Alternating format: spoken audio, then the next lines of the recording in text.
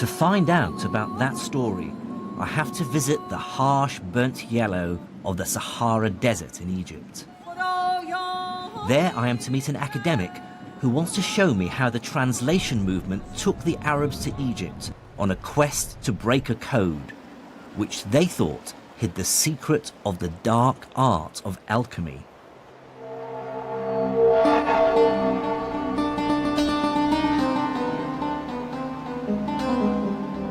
This is Saqqara, a necropolis or graveyard of the ancient pharaohs.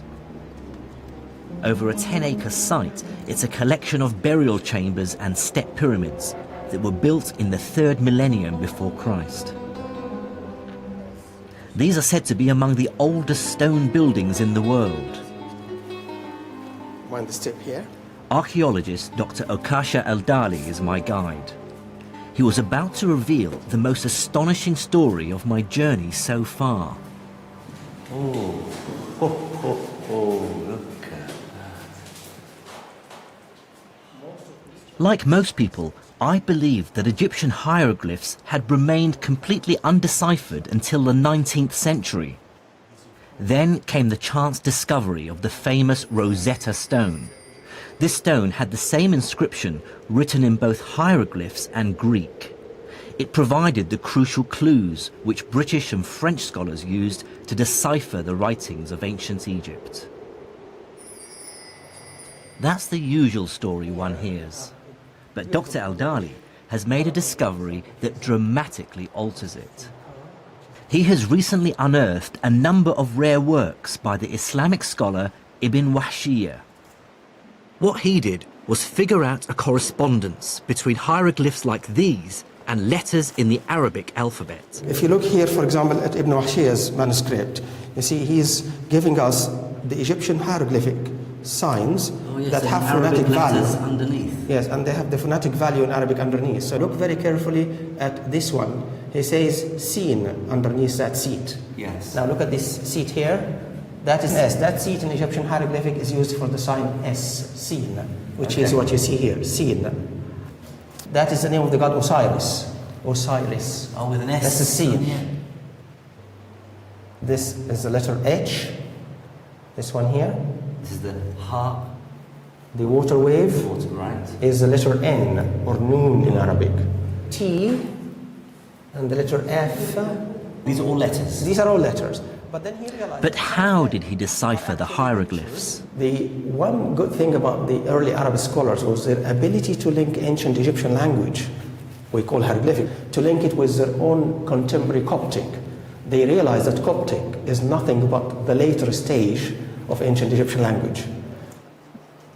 And they realized this because the translation movement had literally placed hundreds of Coptic texts into their hands. The scholars could now see a direct link between hieroglyphs and Arabic. What fraction of these symbols would have been correctly deciphered?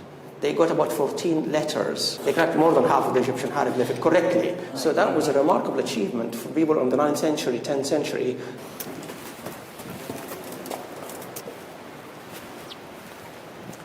Well, that's probably the biggest revelation for me so far on my travels, that Egyptology didn't begin in the 19th century.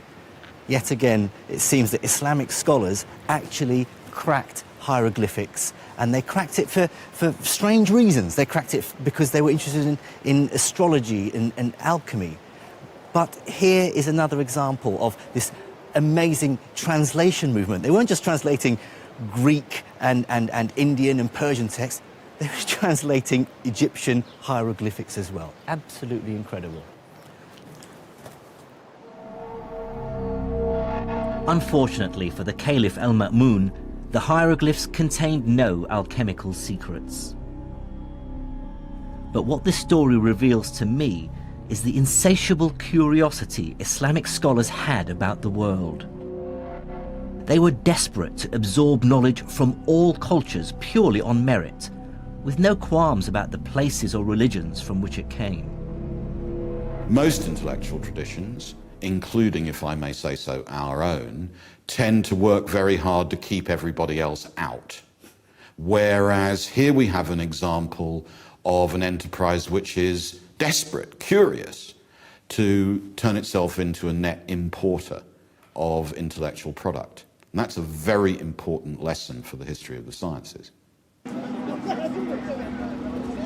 I was soon to see just how dramatically this fueled scientific innovation. But it's worth remembering that the translation movement wasn't just about science and medicine. As the capital Baghdad sat in the center of a vast, successful empire, it became home to an extraordinary flourishing of all kinds of culture.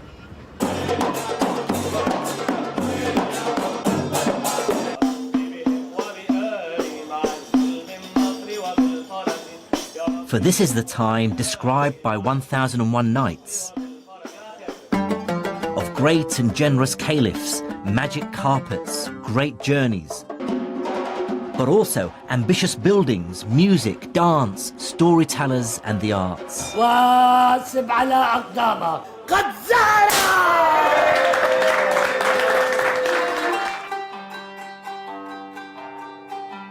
Baghdad was such a cultured and vibrant city that one traveller of the time wrote, "There is none more learned than their scholars, more cogent than their theologians, more poetic than their poets, or more reckless than their rakes."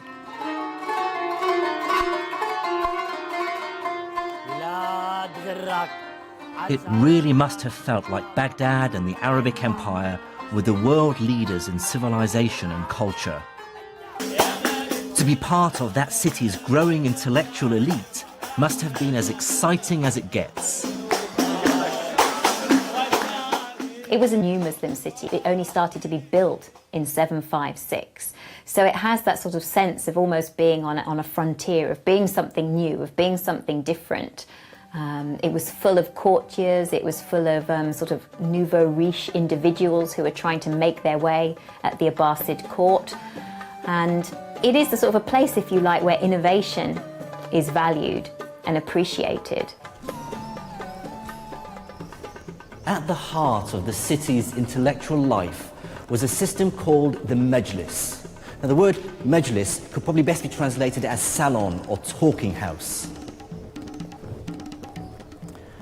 In 9th century Baghdad, what this meant was that the city's elite, the caliph, his courtiers, generals, and the aristocracy, would hold regular meetings, you might call them seminars or discussions, during which the city's cleverest men, the philosophers, theologians, astronomers, and logicians, would gather to discuss and debate their ideas. It was not the case that people were expected to adhere to a particular line or adopt a particular religion. They were allowed to express their own sentiments and their own views very freely. The point was that they should do so in elegant Arabic and a good logical reasoning. The effect of the Majlis was to create a heady mix of money and brains, with the best minds in the empire swapping ideas while simultaneously engaged in fierce competition for patronage. It's at this point my investigation into the first wave of Islamic science returns me to the man we first met at the beginning of this story in the back streets of Cairo, the great mathematician who brought the West the decimal system. Out of the very heart of this intellectual whirlwind came Al-Khwarizmi, mathematician, astronomer, courtier, and favourite of the Caliph Al-Ma'mun, who was a product of his age, an immigré from eastern Persia into Baghdad, surrounded by books, well-versed in learning from Greece, Persia, India, and China, and fearless in his thinking. Al-Khwarizmi brought together two very different mathematical traditions and synthesized them into something new. The capacity to have on your desk simultaneously two very different kinds of mathematics presses on models of what counts as calculation, what counts as measurement, and I think accelerates the process of intellectual change.